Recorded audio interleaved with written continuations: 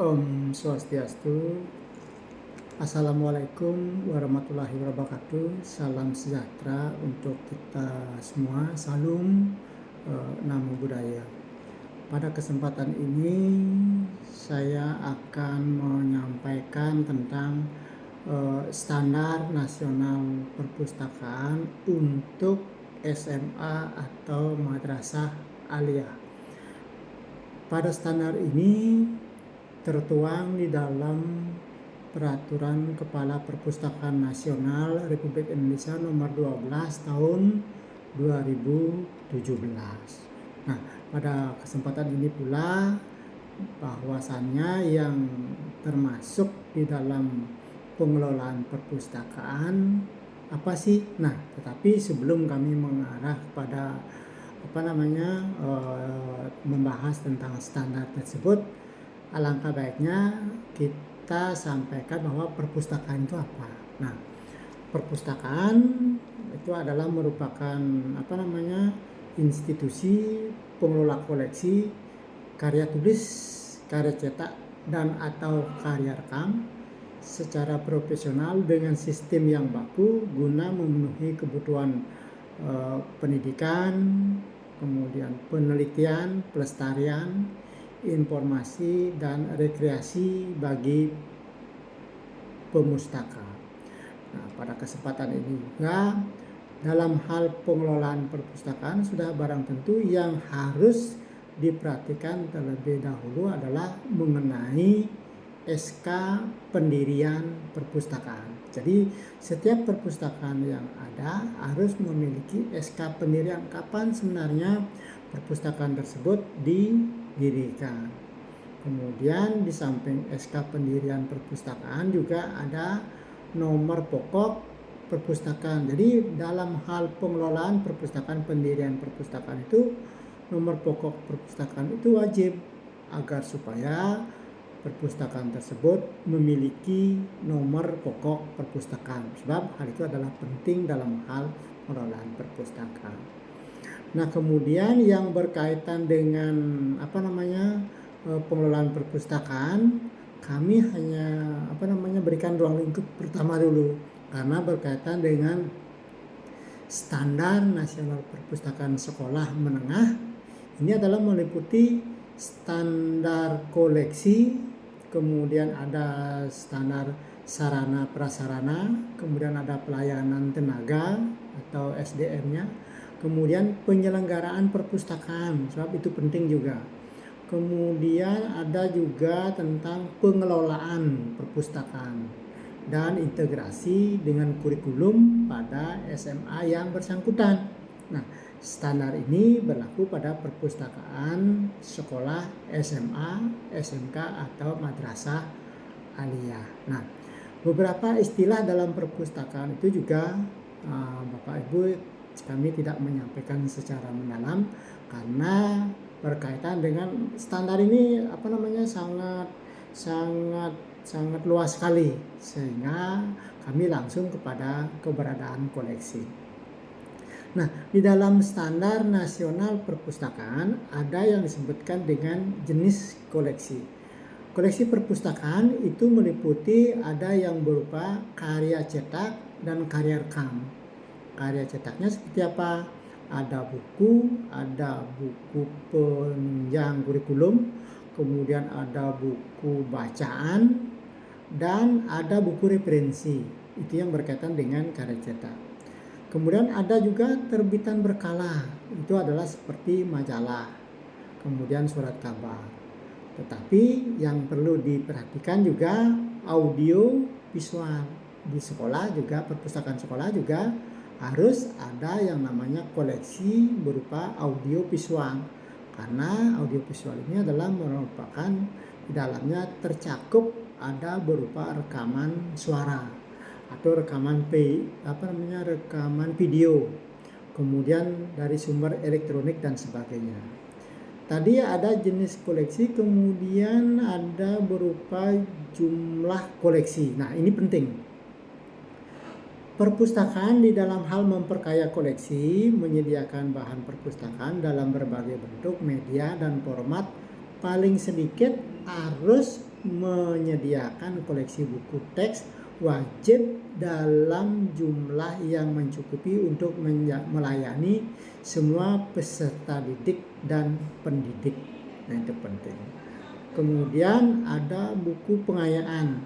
Dengan perbandingan buku pengayaan tersebut adalah 70% non-fiksi dan 30% fiksi. Jadi pengayaan tersebut adalah 70% non-fiksi, kemudian fiksinya 30%.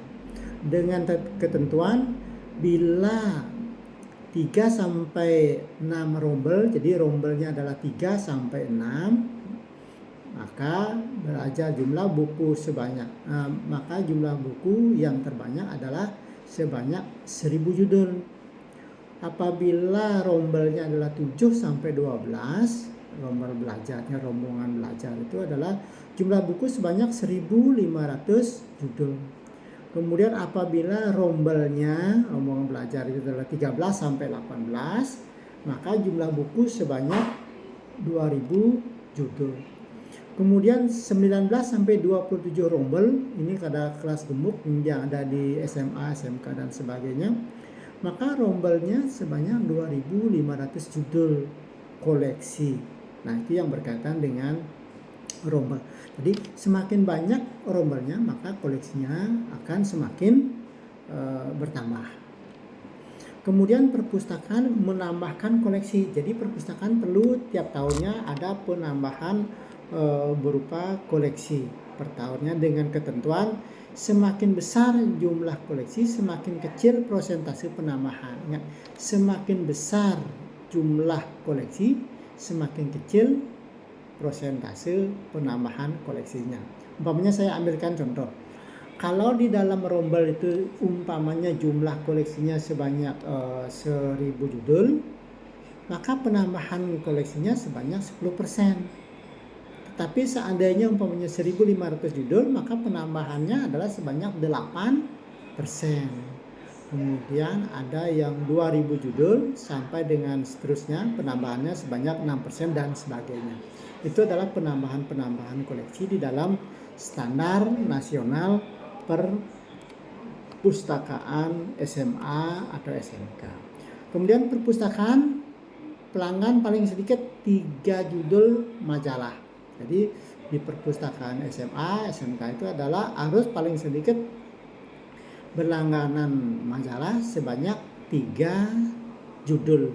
Kemudian umpamanya 3 judul surat kabar. Itu adalah paling sedikit 3 majalah, kemudian 3 judul surat kabar. Kemudian bagaimana dengan perpustakaan referensi, bahan perpustakaan referensi? Koleksi referensi paling sedikit meliputi kamus bahasa Indonesia, kamus bahasa daerah, 5 jenis kamus bahasa asing, kamus subjek, ensiklopedi, buku statistik daerah, kemudian termasuk juga berupa direktori, peraturan perundang-undangan juga taruh di referensi, kemudian di sekolah sudah pasti ada atlas, peta bagi yang SMA, kemudian biografi tokoh dan kitab suci dan sebagainya. Nah, itu adalah perpustakaan referensi, koleksinya seperti itu. Kemudian pengelolaan bahan perpustakaan, itu bahan perpustakaan didigresikan atau diklasifikasi, diberi tajuk subjek dan disusun secara sistematis dengan mengacu kepada pedoman deskripsi bibliografis dan penentuan tajuk entry utama. Itu terdapat di dalam peraturan pengkatalogan Indonesia. Kemudian ada juga berupa bagan klasifikasi DW atau yang disingkat menjadi DDC, DW Decimal Classification. Kemudian ada berupa pedoman tajuk subjek, ini yang diperlukan.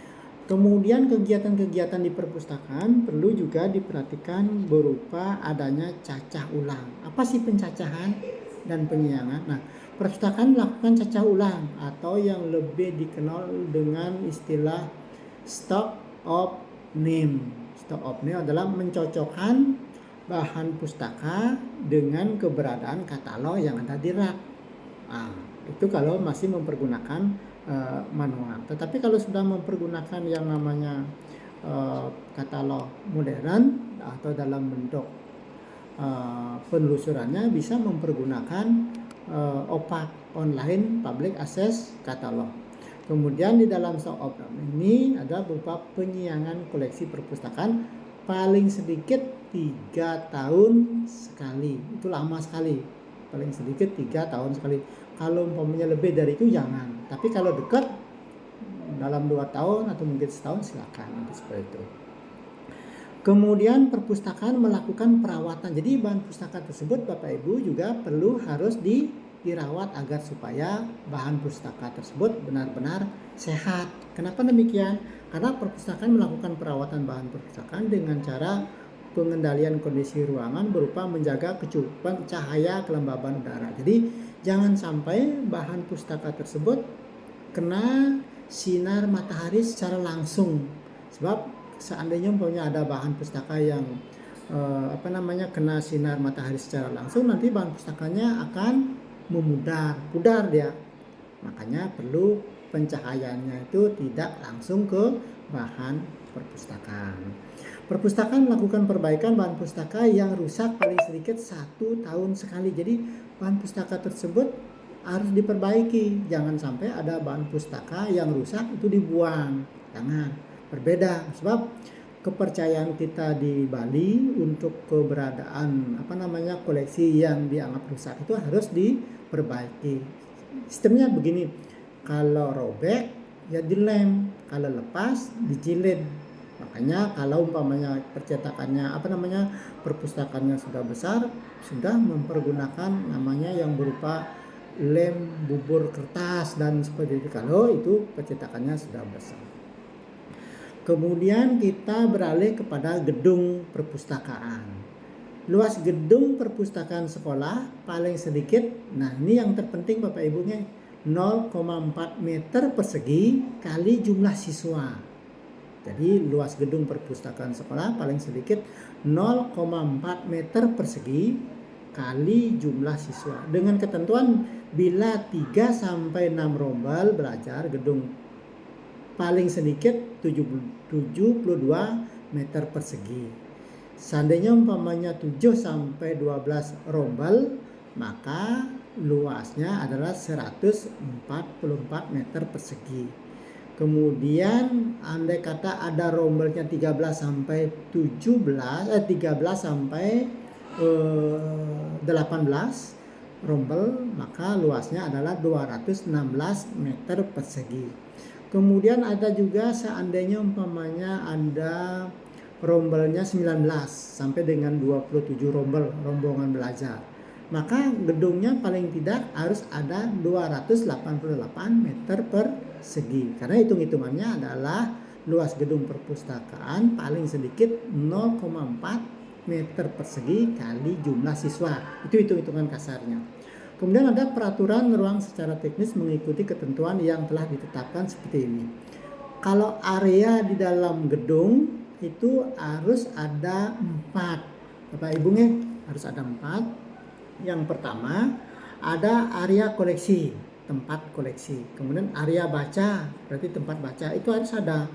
Karena area kerja ini adalah bagi pengelola perpustakaan, SDM-nya. Area kerja perpustakaan. Untuk mengelola perpustakaan secara teknis harus ada area kerja. Kemudian yang nomor 4 adalah area multimedia. Nah itu tadi kemudian bagaimana dengan sarana prasarana yang ada? Dalam perpustakaan menyediakan sarana perpustakaan disesuaikan dengan koleksi pelayanan untuk menjamin keberlangsungan fungsi perpustakaan dan kenyamanan dengan memperhatikan pemustaka dan memiliki berkebutuhan khusus. Makanya seperti kebutuhan khusus seperti siswa atau pegawai atau mungkin guru yang dianggap yang dianggap tunanetra, tunarungu dan sebagainya. Harus kita menyediakan bahan-bahan tersebut sehingga mereka bisa memanfaatkan perpustakaannya secara maksimal. Kemudian lokasi perpustakaan harus berada di pusat kegiatan pembelajaran. Artinya mudah dilihat serta mudah dijangkau oleh peserta didik, pendidik, dan tenaga kependidikan. Jadi kalau bisa perpustakaan itu harus tempatnya strategis. Jangan sampai membangun perpustakaan itu di belakang. Apalagi umpamanya jauh dari kantoran, tempat belajar, umpamanya dekat WC dan sebagainya. Itu sangat dihindari sekali.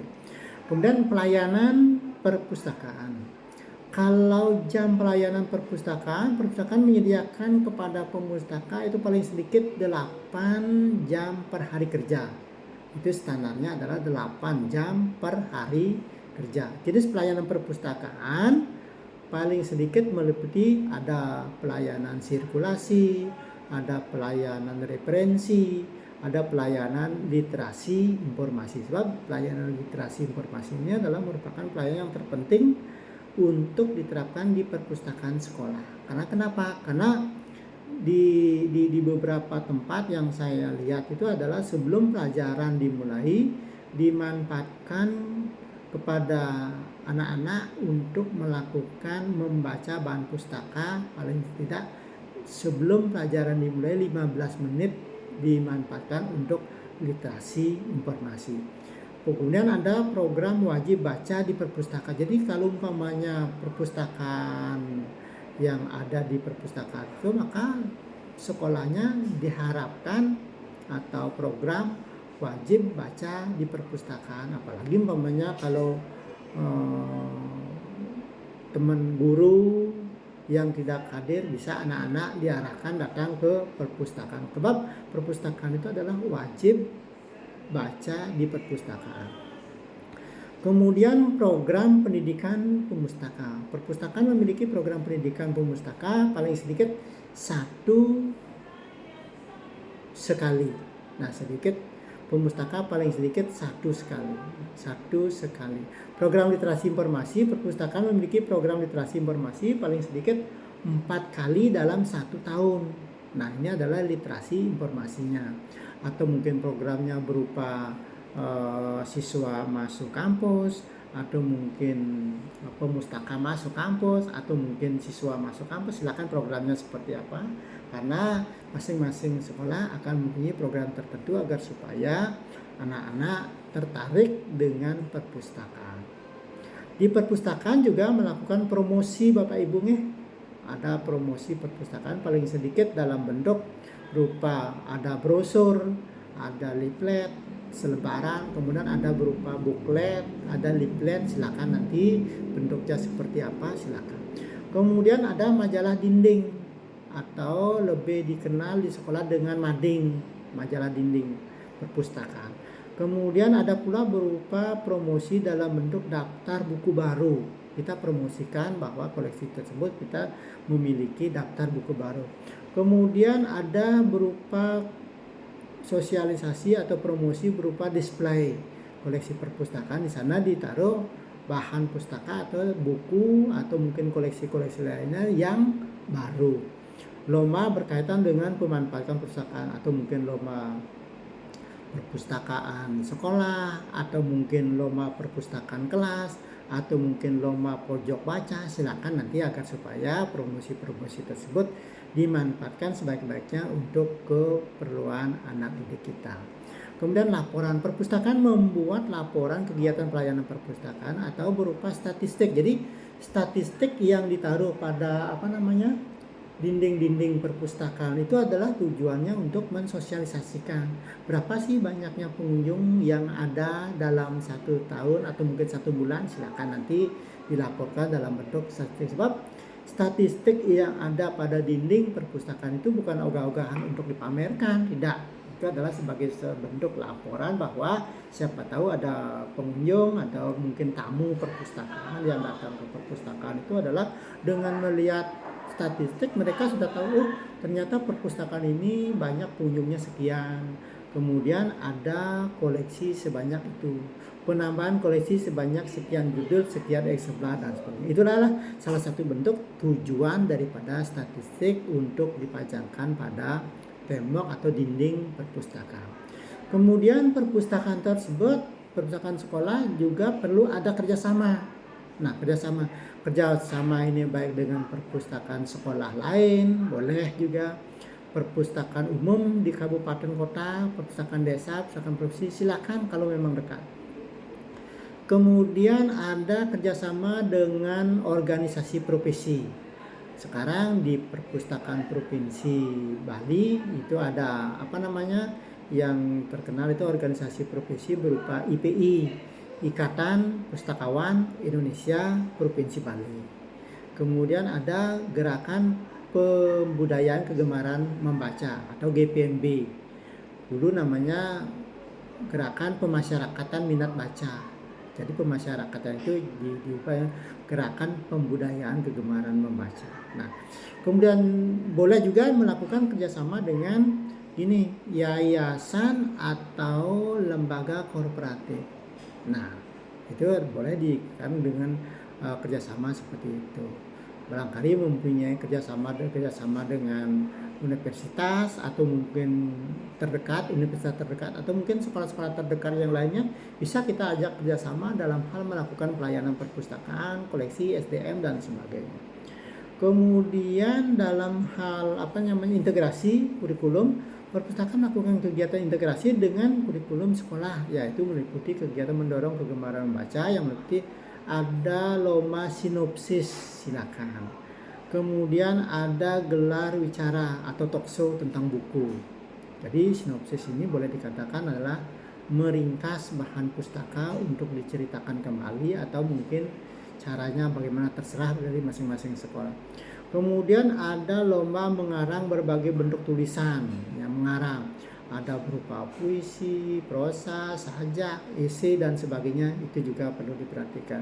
Namun yang terpenting juga ada pembelajaran bidang studi di perpustakaan di bawah asuhan guru ajarnya, guru ajar atau mungkin pustakawan yang ada di perpustakaan tersebut. Nah, seperti hal tersebut sehingga pengajaran program literasi informasi bisa diterapkan pada perpustakaan sekolah. Kemudian terlihat dalam merencanakan perangkat pembelajaran, kemudian membantu guru mengakses dan memberdayakan informasi publik. Nah, kemudian membantu guru juga mengidentifikasi materi pengajaran. Nah, itu adalah berkaitan dengan tenaga integrasi kurikulum sekolah. Kemudian ada juga berkaitan dengan tenaga perpustakaan. Nah, untuk tenaga perpustakaan sekolah dikelola oleh tenaga perpustakaan paling sedikit 1 orang. Bila perpustakaan sekolah madrasah memiliki lebih dari 6 rombel belajar, maka sekolah diwajibkan memiliki tenaga perpustakaan sekolah paling sedikit 2. Itu, jadi ada aturannya. Kualifikasi tenaga perpustakaan sekolah paling rendah diploma 2. Kalau dulu ada diploma 1, kalau sekarang diploma 1-nya mungkin sudah tidak ada lagi karena minimal diploma 2. Bahkan yang banyak sekarang adalah minimal diploma 3 perpustakaan dalam bidang perpustakaan dari perguruan tinggi yang terakreditasi. Ya, terakreditasi, kalau bisa akreditasinya A atau mungkin B. Kalau C masih dipertimbangkan. Nah, dalam bidang perpustakaan dan perguruan tinggi yang terakreditasi, setiap orang memiliki kualifikasi akademik yang paling rendah diploma 2 di luar bidang. Tetapi di luar itu boleh Bapak Ibu nih, di luar itu umpamanya diploma 2 non bidang perpustakaan boleh, tetapi harus ada diklat perpustakaan. Atau paling tidak umpamanya diklat tidak dimiliki, paling tidak ada pengetahuan yang berkaitan dengan seminar. Sekarang banyak yang ada Zoom berupa seminar, webinar dan sebagainya, itu dilakukan melalui jarak jauh atau Zoom. Kemudian tenaga perpustakaan berhak atas penghasilan dan kebutuhan. Nah, ini yang terpenting harus diperhatikan, kesejahteraan pegawai perpustakaan agar supaya mereka mau bekerja di perpustakaan. Itu harus diperhatikan. Kalau maunya kesejahteraan mereka tidak perhatikan, nanti perpustakaannya juga tidak terkelola dengan baik. Nah, itu ya dengan SDM. Kemudian ada berupa kepala perpustakaan. Kepala sekolah dapat mengangkat kepala perpustakaan apabila memiliki lebih dari 1 orang tenaga perpustakaan, memiliki lebih dari 6 rombel dan memiliki koleksi paling sedikit 1000. Silakan mengangkat kepala perpustakaan.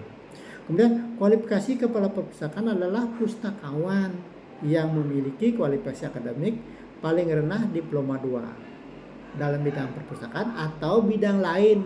Seperti yang saya sebutkan itu, bidang lain boleh dari perguruan tinggi yang terakreditasi. Kemudian kepala perpustakaan sekolah atau madrasah berhak atas penghasilan. Nah, ini harus diperhatikan.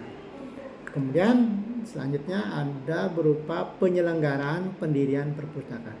Setiap sekolah, penyelenggaraan perpustakaan sekolah harus itu dilaksanakan ya. Kemudian yang berikutnya adalah pendirian perpustakaan sekolah ditetapkan oleh oleh pejabat yang berwenang sesuai dengan peraturan perundang-undangan. Tetapi di awal kami sudah sebutkan bahwa kepala perpustakaan sekolah harus memiliki nomor pokok perpustakaan. Jadi setiap perpustakaan sekolah diwajibkan memberitahukan bahwa keberadaannya dengan cara registrasi ke Perpustakaan Nasional untuk memperoleh nomor pokok perpustakaan. Di era sekarang itu untuk memperoleh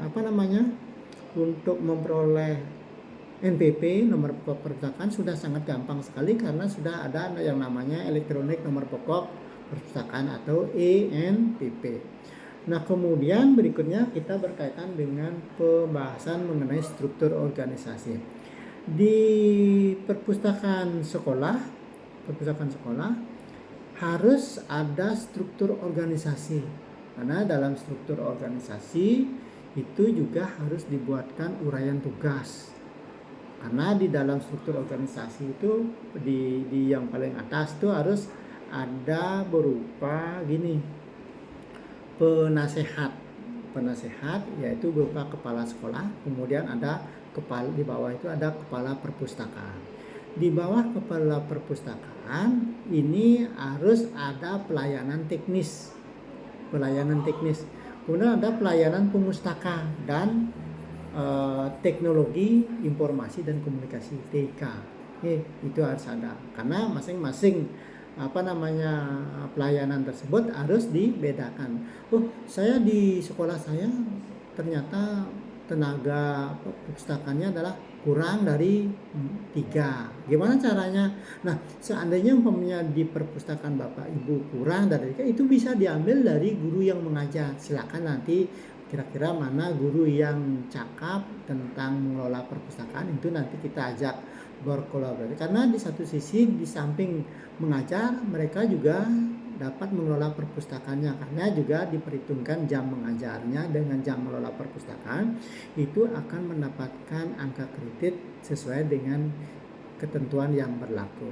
Kemudian program kerja itu juga di perpustakaan sekolah dalam rangka menjalankan roda organisasi ini, perpustakaan sekolah membuat program kerja tahunan dan mengacu pada program kerja sekolah dalam tahun anggaran berjalan. Jadi program kerja itu bisa dilakukan program kerja jangka pendek, program kerja jangka panjang, menengah dan sebagainya. Silakan nanti diatur sesuai dengan kegiatan-kegiatan dan program kerja sesuai dengan kurikulum yang mereka lakukan di perpustakaan sekolah. Kemudian perpustakaan sekolah juga memiliki harus ada visi. Harus ada visi dan misi. Jadi perpustakaan sekolah wajib memiliki visi perpustakaan yang mengacu pada visi sekolah. Misinya adalah perpustakaan sekolah yaitu menyediakan informasi dan ide yang merupakan faktor fundamental bagi pemajuan masyarakat yang berbasis informasi dan pengetahuan. Nah, itu umpamanya. Kemudian boleh juga melakukan menyediakan sarana pembelajaran bagi setiap peserta didik agar mampu belajar sepanjang hayat. Karena tujuan perpustakaan sekolah ini adalah untuk mengembangkan dan meningkatkan minat baca. Mengembangkan dan meningkatkan minat baca, kemudian literasi informasi, bakat dan kecerdasan intelektual, emosional, dan spiritual peserta didik atau anak-anak, pendidik, dan tenaga pendidikan dalam rangka mendukung tujuan pendidikan nasional melalui pelayanan perpustakaan yang berkualitas. Nah ini. Kemudian ada kebijakan pengelolaan perpustakaan. Nah, kalau kita berbicara kebijakan, kami tidak tidak berani terlalu dalam karena perpustakaan sekolah pertama SMA ini membuat kebijakan tertulis meliputi berupa komponen begini. Ada berupa komponen koleksi, sarana prasarana, pelayanan, tenaga, penyelenggaraan dan pengelolaan perpustakaan yang terintegrasi dengan berkaitan dengan keberadaan kurikulum. Karena tugas perpustakaan sekolah adalah mengembangkan koleksi perpustakaan. Nah itu bagaimana caranya agar supaya koleksi tersebut berkembang, biar tidak perpustakaan sekolah tersebut menonton koleksinya itu saja ya. Itu saja. Kalau perpustakaannya tidak dikembangkan, nanti pengunjungnya atau pemustaka itu tidak mau datang ke perpustakaan. Kemudian ada mengolah bahan pustaka. Jadi bahan pustaka yang ada di perpustakaan harus dikelola Bapak Ibu agar supaya bahan sesuai dengan standar nasional perpustakaan sekolah. Kemudian ada juga mendayagunakan koleksi perpustakaan dan hasil karya tulis peserta didik.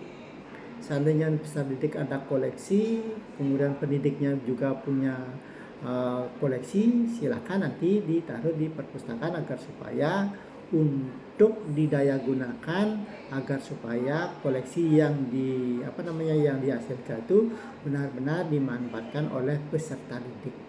Kemudian menyelenggarakan pendidikan pemustaka, nah itu pasti. Kemudian melakukan perawatan koleksi juga seperti yang di depan saya sampaikan bahwasannya koleksi tersebut harus benar-benar dirawat dan ditaruh pada kenyamanan temperatur udara harus diperhatikan. Kemudian pencahayaan koleksi harus juga diperhatikan. Kemudian ada penunjang terselenggaranya proses pembelajaran di sekolah. Nah ini penunjang. Kemudian menyediakan jasa perpustakaan dan informasi, kemudian melaksanakan kegiatan literasi informasi sebelum pelajaran dimulai, biasanya 15 menit dipergunakan untuk kegiatan literasi informasi. Tetapi ada juga beberapa sekolah yang menerapkan ini karena 15 menit ini kadang-kadang waktunya kurang di beberapa. Karena melakukan kerjasama perpustakaan juga ini adalah sangat penting agar supaya perpustakaan tersebut mempunyai jejaring memiliki jejaring pelayanan perpustakaan, mengadakan kerjasama. Kemudian promosi perpustakaan, nah ini yang terpenting, perpustakaan tersebut dikelola harus dipromosikan atau paling tidak disosialisasikan. Bagaimana caranya? Seperti tadi, melalui pembuatan brosur boleh, leaflet, buklet, dan selebaran dan sebagainya, silakan seperti itu. Atau mungkin kita melakukan pidato atau cuap-cuap dalam rangka untuk mensosialisasikan perpustakaan tersebut kepada anak-anak. Nah itu, karena fungsi perpustakaan SMA adalah pusat sumber belajar, kemudian pusat kegiatan literasi informasi, pusat penelitian bagi anak-anak, atau mungkin bagi guru yang akan melakukan atau membuat kajian, boleh juga melakukan penelitian dan sebagainya. Kemudian ada pusat kegiatan baca membaca. Kegiatan baca membaca ini adalah yang sudah terbiasa dilakukan di perpustakaan. Kemudian tempat kegiatan kreatif imajinatif, ini berupa kegiatan inovasi. Namun yang terpenting dalam hal pengelolaan perpustakaan ini adalah masalah anggaran, karena anggaran itu adalah menjamin tersedianya anggaran perpustakaan setiap tahun paling sedikit 5%. Perpustakaannya harus dianggarkan paling sedikit adalah 5% dari total anggaran sekolah, di luar belanja pegawai dan pemeliharaan serta perawatan gedung. Nah itu harus ada apa namanya, dianggarkan 5%. Jangan umpamanya kalau anggarannya 3%, kalau bisa harus meningkat. Harus meningkat. Kalau datar boleh, kalau umpamanya keberadaan anggarannya adalah kembang kempis, itu kadang-kadang tidak apa namanya, pengelolaan perpustakaannya itu tidak sehat karena kadang-kadang anggarannya besar, kadang-kadang anggarannya kecil. Nah, itu perlu juga diperhatikan. Kalau bisa meningkat terus. Nah, kemudian sumber anggaran perpustakaan itu perpustakaan sekolah itu dari mana? Nah, dari anggaran pendapatan belanja daerah, dari APBD boleh, atau mungkin anggaran pendapatan belanja negara APBN, mungkin kalau ada silakan. Atau yayasan, atau mungkin berupa donasi yang tidak mengikat, termasuk dana dari tanggung jawab sosial korporasi.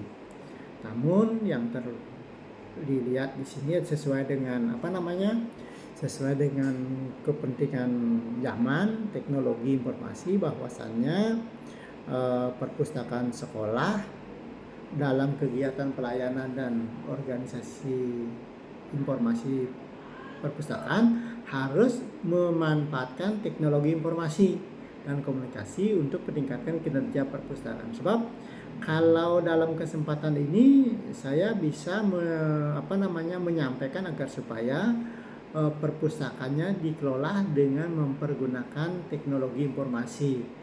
Ada berupa aplikasi tertentu yang kadang-kadang bayarnya banyak. Nah, tetapi saya tidak menyebutkan aplikasi tersebut, namun melalui kesempatan ini kalau memungkinkan kita pergunakan aplikasi yang murah meriah, dalam artian tidak bayar.